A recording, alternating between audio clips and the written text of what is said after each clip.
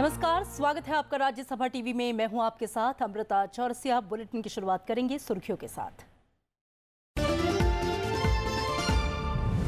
प्रधानमंत्री नरेंद्र मोदी ने Shangri La dialogue में हिंद प्रशांत क्षेत्र में नौवहन की आजादी पर दिया जोर। अंतर्राष्ट्रीय कानूनों के मुताबिक मतभेदों के समाधान की कही बात। भारत और सिंगापुर में बंदरगाहों के सैन्य इस्तेमाल पर बनी सहमति।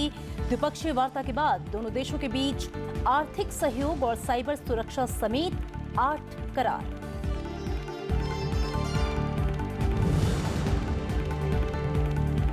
उपराष्ट्रपति एम वेंकैया नायडू ने विकास की प्रक्रिया में सबको शामिल करने पर दिया जोर। 8वें नानाजी देशमुख व्याख्यान में संबोधन। कहा, गरीबी, अशिक्षा, कौशल की कमी और शहर गांव के बीच खाई जैसी समस्याओं से पार पाना चुनौती। सबसे राष्ट्र निर्माण में जुड़ने की अपील।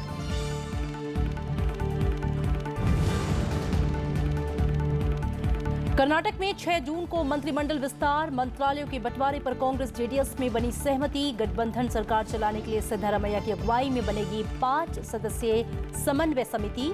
साथ मिलकर लड़ेंगे लोकसभा चुनाव।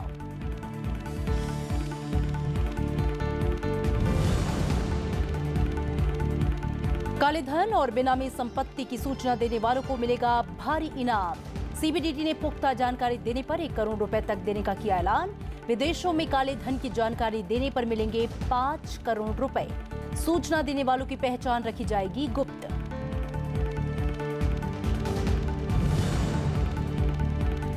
और एनजीओ को मिलने वाले विदेशी चंदे की होगी सख्त निगरानी। गृहमंत्री राजनाथ सिंह ने की ऑनलाइन एनालिटिकल टूल की शुरुआत।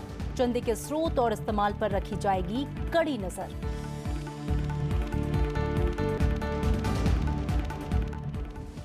और आइए विस्तार से नजर डालते हैं खबरों पर।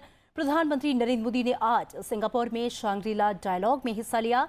अपने संबोधन में उन्होंने हिंद प्रशांत क्षेत्र को लेकर कहा कि भारत स्वतंत्र, खुले, संगठित हिंद प्रशांत क्षेत्र का पक्षधर है, जो हमें विकास और खुशहाली के साझा उद्देश्य से बांधता है। प्रधानमंत्री ने कहा कि भारत और चीन मिलकर काम करें तो एशिया का भविष्य बेहतर होगा। प्रधानमंत्री ने कहा कि मतभेद को कभी भी विवाद में नहीं बदलने देना चाहिए। जब हम मिलकर काम करेंगे तो मौजूदा समय के वास्तविक खतरों से निपटा जा सकेगा।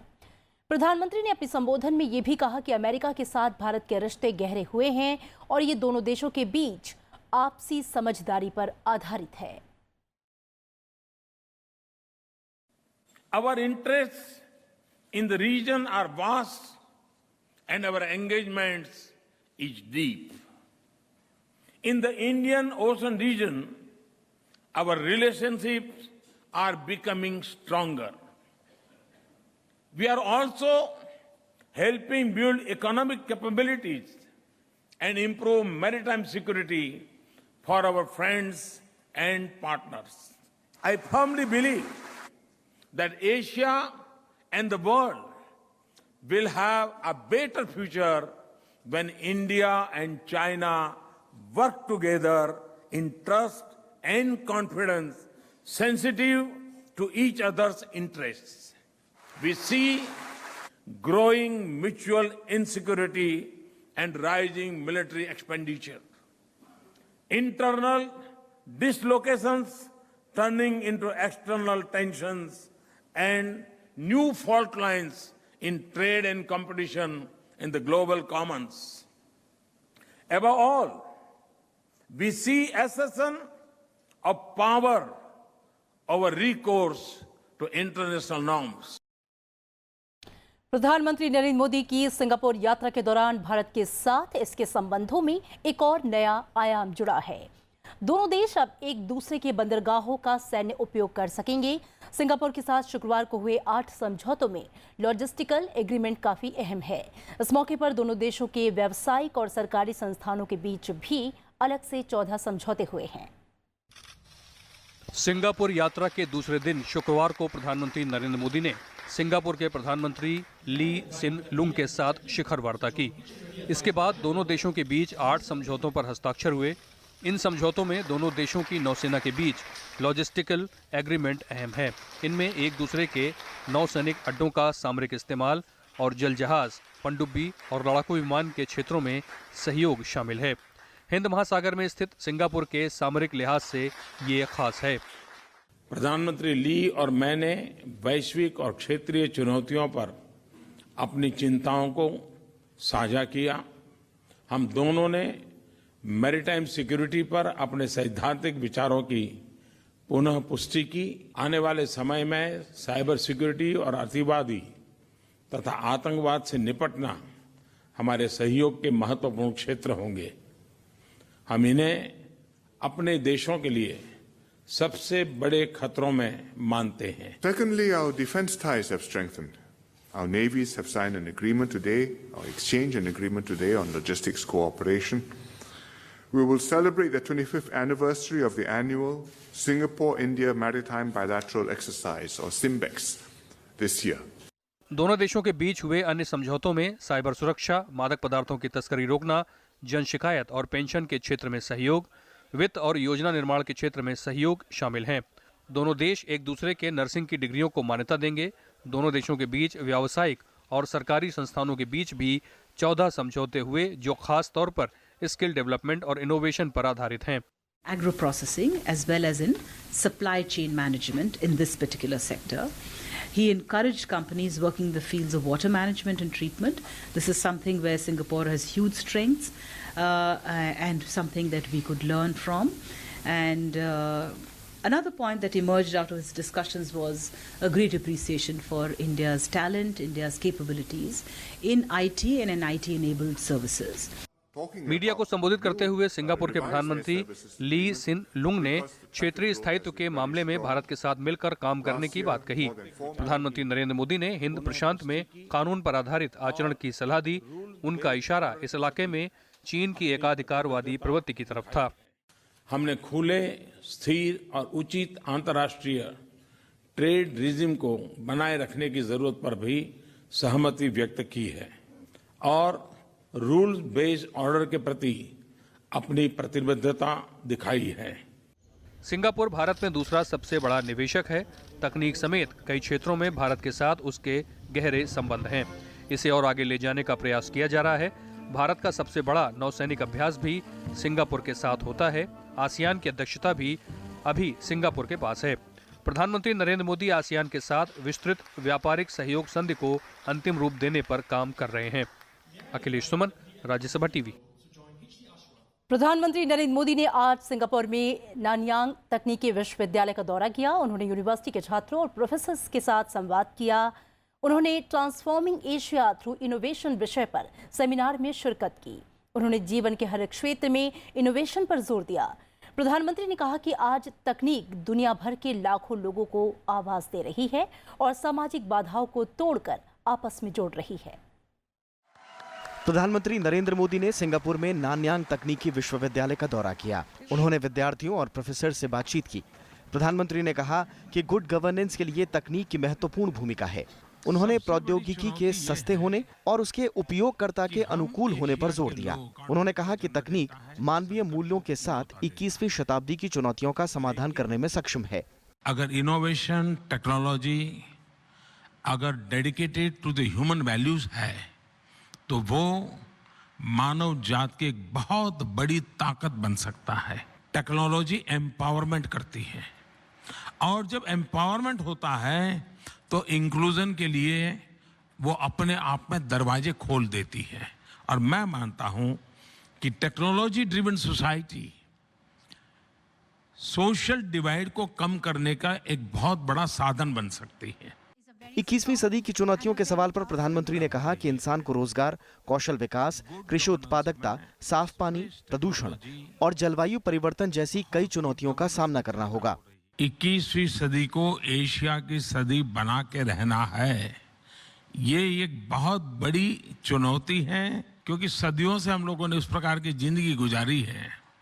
इसलिए कभी हमें भी नहीं लगता है कि हाँ अब हमारी बारी है, हम कुछ कर सकते हैं और हमें करना है। प्रधानमंत्री नरेंद्र मोदी की मौजूदगी में नेशनल टेक्नोलॉजिकल यूनिवर्सिटी और भारत के प्रमुख संस्थानों के बीच 6 समझौतों पर हस्ताक्षर हुए। इससे पहले प्रधानमंत्री ने यूनिवर्सिटी में विज्ञान और तकनीक से जुड़ी प्रदर्शनी का निरीक्षण किया और सोशल रोबोट के साथ बातचीत भी की। प्रधानमंत्री ने यूनिवर्सिटी परिसर में नीम का एक पेड़ भी लगाया। Bureau report, Rajya Sabha TV. उपराष्ट्रपति एम वेंकैया नायडू ने विकास का लाभ समाज के सभी वर्गों तक पहुंचाने पर जोर दिया है। उन्होंने कहा कि आज भी देश में गरीबी, अशिक्षा, युवाओं में कौशल की कमी और शहरों व गांवों के बीच खाई जैसी चुनौतियां हैं। इन चुनौतियों से निपटने के लिए सबको मिलकर काम करना चाहिए। वो आज दीनदयाल शोध संस्थान की ओर से आयोजित 8वें नानाजी देशमुख व्याख्यान में बोल रहे थे। उपराष्ट्रपति ने कहा कि पंडित दीनदयाल उपाध्याय और नानाजी देशमुख ने राजनीति के साथ साथ सामाजिक क्षेत्र में भी काम किया। आज भी लाखों लोग इन दोनों के काम से प्रेरणा लेते हैं। उपराष्ट्रपति ने कहा कि दूसरे नागरिकों से नफरत करके कोई सच्चा देशभक्त नहीं हो सकता। You cannot claim that you are a patriot by hating other person, other citizen, by discriminate other citizen on the basis of caste, or religion, or region. विविधता में एकता, भारत का विशेषता, अलग भाषा, अलग वेश, फिर भी अपना एक देश. Irrespective of caste, creed, sex, religion and region, India is one. We are one nation. Anything happening to Kashmir, everybody should get disturbed, agitated.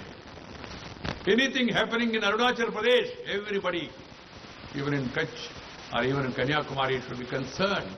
That is patriotism. Do something what you can do. Respecting the national flag, respecting the army, respecting the Bharat Mata photo, standing up during Vande Mataram or national Janagana Mana, symbolic.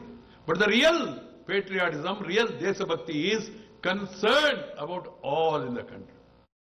और NDA सरकार के 4 साल पूरे होने के मौके पर केंद्रीय मंत्रियों की तरफ से सरकार के कामकाज का लेखा जोखा पेश करने का सिलसिला जारी है। शुक्रवार को सूचना और प्रसारण मंत्री राज्यवर्धन सिंह राठौर ने तमिलनाडु के कोयम्बटूर में मीडिया को संबोधित किया और केंद्र की पिछले 4 साल की उपलब्धियों को गिनाया। उन्होंने कहा कि मोदी सरकार संसद में बेनामी संपत्ति कानून लेकर आई, जिससे भ्रष्टाचार पर लगाम लगाने में मदद मिली। उधर पुणे में केंद्रीय सड़क परिवहन मंत्री नितिन गडकरी ने केंद्र सरकार के कामकाज का रिपोर्ट कार्ड पेश किया, तो वहीं प्रधानमंत्री कार्यालय में राज्य मंत्री जितेंद्र सिंह ने जम्मू में प्रेस कॉन्फ्रेंस की। उन्होंने कहा कि देश में पिछले 4 सालों में टैक्स जमा करने वालों की तादाद बढ़ी है और प्रधानमंत्री नरेंद्र मोदी के आह्वान पर कई लोगों ने गैस सब्सिडी भी छोड़ी है। Benami property, again a government that itself has Benami property will never come up with an act, and I'm not surprised that before our tenure this Benami property act was lying. It wasn't passed by the earlier government. Now that it has been passed, there are a large number of people who are trying to let go of their properties which are not in their names or under fraud names. कौशल विकास इसके लिए विशेष priority दी गई है। व्यवसाय विमुख तांत्रिक शिक्षण और उसमें जो हुनर है उसको कैसे बढ़ावा देना, ये निर्णय किया गया है। इसमें देश भर में 375 ट्रेड हेतु 13,000 ये कौशल विकास के सेंटर खोले गए हैं और 1 करोड़ से ज़्यादा युवाओं को प्रशिक्षण मिला। यदि इससे पहले आपके टैक्स पेयर्स की संख्या मात्र 70 से 80 लाख थी, आज बढ़ करके 6 करोड़ 80 लाख हो गई और अभी जीएसटी लागू हुए 1.5 साल हुआ। पिछला चुनाव इस बात का एक मुद्दा उठाया गया था कि कौन सब्सिडी ज्यादा देगा, कौन सी पार्टी, 9 सिलेंडर या 11 सिलेंडर। सरकार बनने के बाद मोदी जी ने कहा ना 9 ना 11, जो अपनी अपनी सब्सिडी त्याग सकता है त्याग दे। गिव इट अप नाम का कैंपेन शुरू हुआ, देखते ही देखते इतने सारे लोगों ने अपनी सब्सिडी छोड़ दी और आज ये उज्ज्वला जो है उसी का एक नतीजा है। कर्नाटक में सरकार गठन के 10 दिनों के बाद कई दौर की बातचीत के बाद कांग्रेस और जेडीएस में मंत्रालयों के बंटवारे पर सहमति बन गई है। बेंगलुरु में दोनों दलों के नेताओं ने साझा प्रेस कॉन्फ्रेंस करके मंत्रालयों के बारे में जानकारी दी। कैबिनेट विस्तार 6 जून को दोपहर 2 बजे होगा। इस मौके पर कांग्रेस नेता केसी वेणुगोपाल ने ऐलान किया है कि कांग्रेस और जेडीएस 2019 का लोकसभा चुनाव मिलकर लड़ेंगी। कुमारस्वामी पूरे कार्यकाल के लिए मुख्यमंत्री होंगे। कांग्रेस को गृह, सिंचाई, स्वास्थ्य, कृषि, शहरी और ग्रामीण विकास जैसे मंत्रालय मिले हैं, तो वहीं जेडीएस के खाते में वित्त और एक्साइज, पीडब्ल्यूडी, ऊर्जा जैसे मंत्रालय गए हैं। दोनों पार्टियां मैनिफेस्टो के आधार पर सरकार चलाने के लिए जल्द कॉमन एजेंडा बनाएंगी और इसके साथ ही गठबंधन समन्वय और निगरानी समिति बनाने का फैसला किया गया है, जिसकी हर महीने कम से कम एक बार बैठक होगी। इस समिति के सदस्य मुख्यमंत्री एच.डी. कुमारस्वामी, उप मुख्यमंत्री जी. परमेश्वर, कांग्रेस नेता और पूर्व मुख्यमंत्री सिद्धारमैया, कांग्रेस नेता के.सी. वेणुगोपाल और जेडीएस नेता दानिश अली होंगे।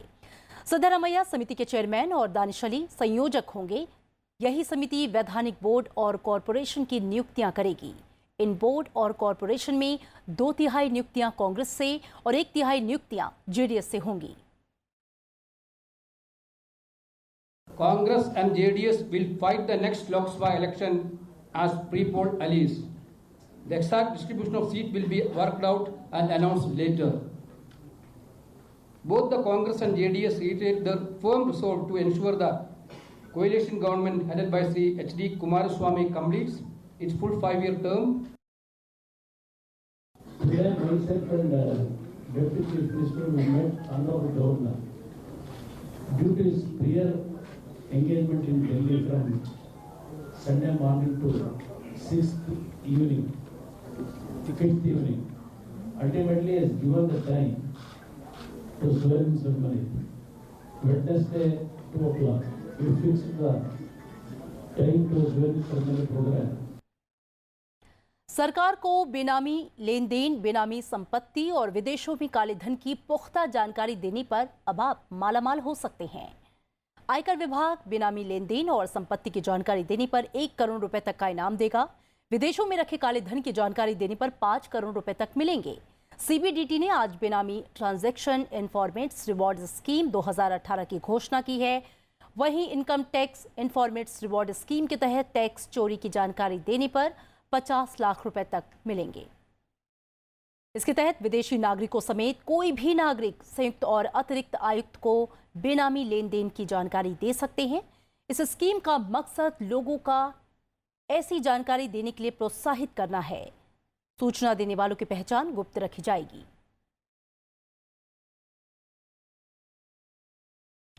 अब विदेशों से मिलने वाले चंदा पर ऑनलाइन नजर रखी जा सकेगी। केंद्रीय गृह मंत्री राजनाथ सिंह ने शुक्रवार को इसके लिए ऑनलाइन एनालिटिकल टूल की शुरुआत की। इसके तहत सरकारी विभाग विभिन्न संस्थाओं को मिलने वाले विदेशी चंदा के स्रोत और उसके उपयोग की गहन निगरानी कर सकेंगे। इस मौके पर गृह मंत्री के सामने एनालिटिकल टूल के विभिन्न पहलुओं पर प्रेजेंटेशन भी दिया गया। देश में विदेशी चंदा विनियमन कानून 2010 के तहत करीब 25,000 संस्थाएं पंजीकृत हैं। वित्त वर्ष 2016-17 में इन संस्थाओं को 18,000 करोड़ रुपए से अधिक का चंदा मिला है।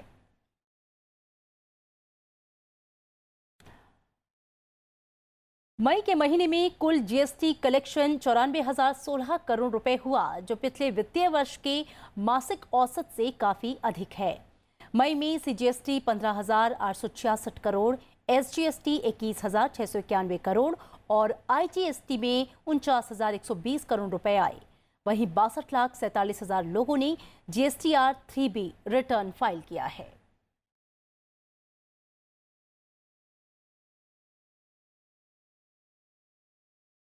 दसवीं और 12वीं के सीबीएसई छात्रों को अब अपनी मार्कशीट या अन्य सर्टिफिकेट खोने का डर नहीं होगा। सीबीएसई ने इन छात्रों की मार्कशीट, माइग्रेशन सर्टिफिकेट जैसे जरूरी प्रमाण पत्र डिजी लॉकर में सुरक्षित रख दिया है। अब छात्र जरूरत के हिसाब से इनका इस्तेमाल कर सकते हैं। हरियाणा के गुरुग्राम के रहने वाले अर्णव गुप्ता के 10वीं के नतीजे हाल ही में सीबीएसई ने घोषित किए। अर्णव के नतीजे आने के बाद मार्कशीट का प्रिंट आउट निकालने की जगह इसे डिजी लॉकर में सुरक्षित रखना बेहतर समझा। नतीजे आने के अगले ही दिन अर्णव ने डिजी लॉकर में अकाउंट बना लिया और 10वीं की मार्कशीट डाउनलोड कर ली। साथ ही अर्णव ने अपना आधार कार्ड भी डिजी लॉकर अकाउंट में सुरक्षित रख लिया है। ये मैंने इसलिए उसका ताकि मैं अपने बोर्ड्स की मार्कशीट देख पाऊँ और मेरे को फिर उसका प्रिंट आउट ना लेना पड़े, जो क्योंकि गुम सकता है पेपर।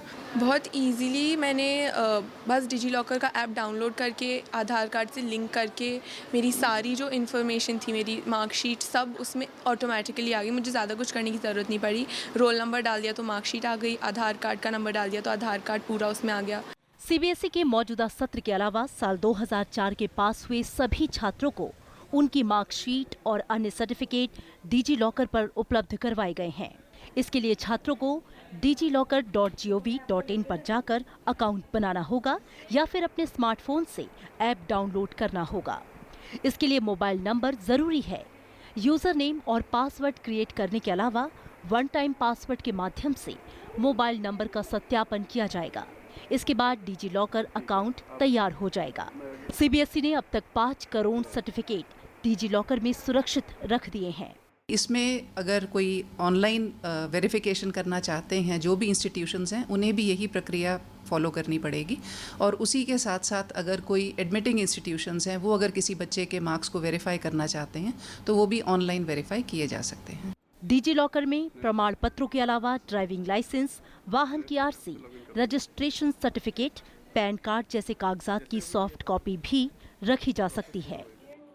पेपरलेस काम करने की बात तो हर कोई करता है, लेकिन ये कामयाब तभी होगा जब सिर्फ कुछ नहीं बल्कि सभी डिजिटल इंडिया के साथ जुड़ जाएंगे।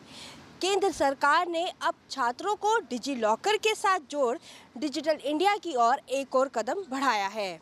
कैमरा पर्सन संतोष के साथ अनु दीवान, राज्यसभा टीवी, दिल्ली।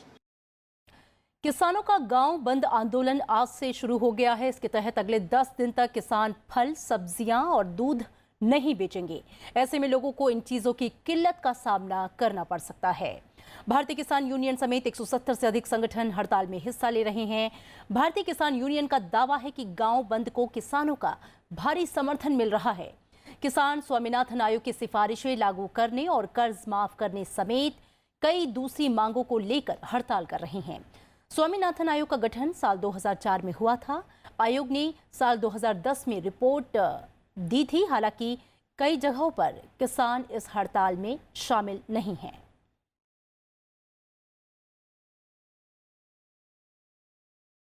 और भारत ने साल 2022 तक 25.4 करोड़ टन दूध उत्पादन का लक्ष्य रखा है। विश्व दुग्ध दिवस के मौके पर केंद्रीय कृषि मंत्री राधा मोहन सिंह ने यह जानकारी दी। पिछले 3 साल में दुग्ध उत्पादन में 20% का इजाफा हुआ है। 2014 में देश में 13.77 करोड़ टन दुग्ध उत्पादन था, जो कि 2017 में बढ़कर 16.54 करोड़ टन हो गया। दूध उत्पादन में भारत दुनिया में पहले नंबर पर है। कृषि मंत्री ने यह जानकारी दी है कि सरकार किसानों की आय को दोगुनी करने के लिए पशुपालन में कई तरह की योजनाएं लेकर आई है। उन्होंने कहा कि करीब 7 करोड़ ग्रामीण किसान परिवार डेयरी व्यवसाय से जुड़े हुए हैं। उन्होंने बताया कि ग्रामीण इलाकों में कामकाज करने वाली महिलाओं का 70% हिस्सा डेयरी व्यवसाय में कार्य कर रहा है। करीब 3,60,000 महिलाएं डेयरी सहकारी संस्थाओं का नेतृत्व कर रही हैं, जबकि 380 महिलाएं जिला दुग्ध संघों और राज्य दुग्ध फेडरेशन के बोर्ड में प्रतिनिधित्व कर रही हैं। कि मेरे पहले 4 वर्ष जो दूध का उत्पादन हुआ था, उसकी तुलना यदि हम करें 10 से 14 और 14 से 18, तो उत्पादन में 23.69% की वृद्धि हुई। भ्रष्टाचार पर काबू पाना, उसे मिटाना एनडीए सरकार के लिए एक अहम मुद्दा रहा है।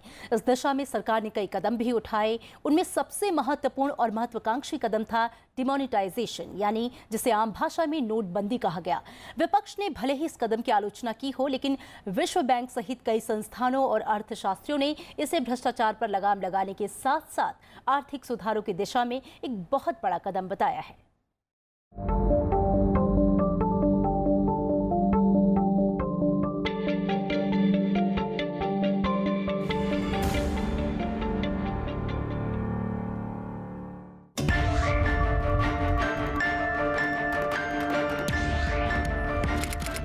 8 नवंबर 2016 की रात प्रधानमंत्री नरेंद्र मोदी के इस भाषण के बाद मुद्रा यानी नोट की तरफ देश का नजरिया ही बदल गया। 8 नवंबर 2016 की रात्रि को 12 बजे से वर्तमान में जारी 500 रुपए और 1000 रुपए के करेंसी नोट लीगल टेंडर नहीं रहेंगे।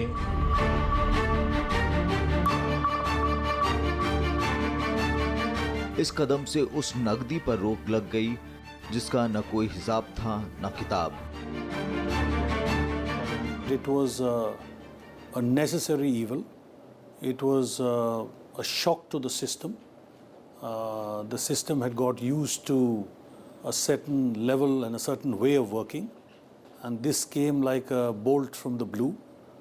I think the consequences of it were many, and the greatest consequence was that it brought some fear into people who had unaccounted wealth, and that has been proved because the new tax returns rose by about 33% the year which followed demonetization. 500 और 1000 रुपए के note पर प्रतिबंध लगने के साथ ही 17,800 अरब रुपए की कीमत वाले नोट सिस्टम से हटा लिए गए। इस घोषणा के ऐलान के बाद सभी शहरों, कस्बों और मोहल्लों में एटीएम के बाहर लंबी लाइनें लग गईं। लेकिन इन लाइनों से लोगों को शिकायत नहीं थी। उनमें एक अलग ही जज्बा था। उन्हें विश्वास था कि ये कदम उनके देश को भ्रष्टाचार मुक्त करेगा। इसमें कहीं न कहीं मुझे लग रहा है कि लोगों में एक क्लीन सिस्टम की चाह बनी। ज़्यादा से ज़्यादा लोग टैक्स नेटवर्क में आए और लोगों को करप्शन से डर नहीं लगने लगा। पहले क्या है, करप्शन रोकने की बात करते थे, बट किसके लिए करते थे? नेताओं के लिए करते थे, ब्यूरोक्रेसी के लिए करती थी। आम जनता करप्शन में भागीदार, एंटी करप्शन में भागीदार नहीं बनना चाहती थी। डिमोनेटाइजेशन मुझे लग रहा है कि एक बहुत लंबा मूव था, आगे तक दूरगामी सोच के साथ था, जिसमें इन्होंने करप्शन पे हर एक आम आदमी को इनको इंक्लूड करने की कोशिश की। इस कदम का उद्योगों, कॉर्पोरेट्स और बिजनेस लीडर्स ने भी स्वागत किया। अंतर्राष्ट्रीय स्तर पर भी इसे एक सराहनीय कदम बताया गया, जिससे भ्रष्टाचार पर लगाम लगेगी। After the demonetization and the few months, like some industry, some small scale industry was severely impacted because these industries were driven by the cash scenario. So labor market was also impacted. There are some repercussions of the demonetization on industry scenario, which are still there, and the results are still confusing. Though the program is successful overall. कुछ जगह लोगों को ज्यादा परेशानी हुई, जिससे इस मुद्दे को राजनीतिक रूप भी दिया गया और संसद के दोनों सदनों में इस विषय पर तीखी और लंबी बहस भी हुई। जब प्रधानमंत्री नरेंद्र मोदी ने खुद इस बहस का जवाब देकर संसद को शांत किया। ईमानदार व्यक्ति को ताकत तब तक नहीं मिलेगी जब तक कि बेईमानों के प्रति कठोरता नहीं बरती जाए।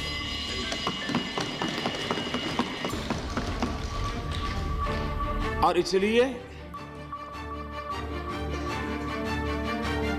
इन कदमों का अल्टीमेट लाभ ईमानदार शक्तियों को बल मिलने वाला है।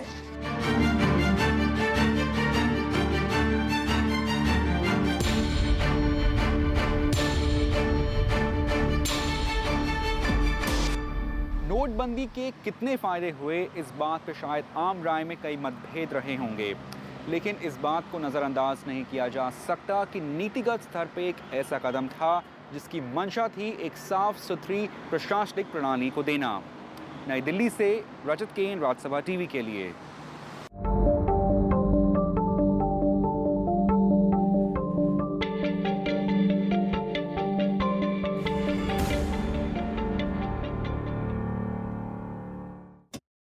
और इसी के साथ इस बुलेटिन में मेरे साथ इतना ही। आप देखते रहिए राज्यसभा टीवी। नमस्कार।